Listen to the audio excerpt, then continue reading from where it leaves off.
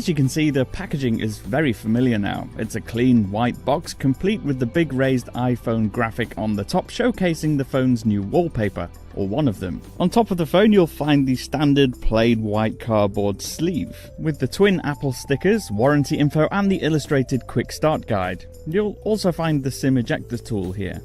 Then we can move the iPhone to one side and see what else comes in the box. Now it's probably no surprise to see this phone shipped with a pair of lightning connector equipped earpods, but it is perhaps disappointing to see there's no 3.5mm adapter this year. Similarly, despite being a big powerful phone, the wall adapter is the same 5-watt adapter we've had for years. And of course, there's also the lightning cable. But let's put that all away and get to the phone. Now undoubtedly the colour of choice this year is the gold model, which we have. It's hard to tell from the video, but as well as being a really nice creamy beige colour, it has a reflective metallic quality to it, perfectly complemented by the golden, shiny, polished steel edges. Like the 10 and the 10S, there's a lightning port alongside a mic and speaker on the bottom edge. The volume buttons and mute switch are on the left, and the longish wake sleep button is on the right.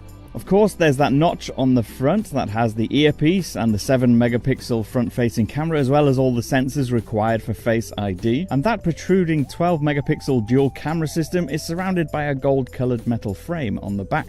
If you have an older iPhone model, you can make use of the quick start setup method that was introduced with iOS 11.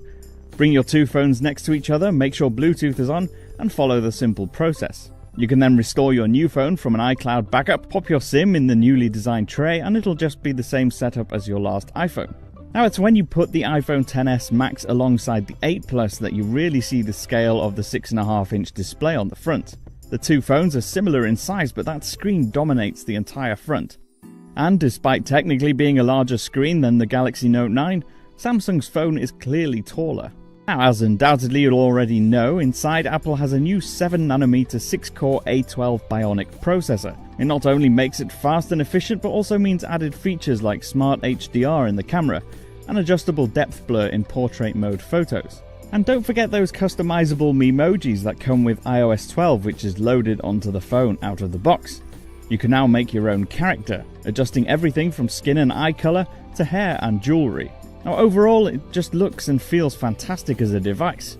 If you're into big phones, particularly big iPhones, this is definitely the one for you, but there is the issue of the price. With it starting at virtually £1,100 and going all the way up to £1,500, it's quite the investment and certainly not an impulse purchase.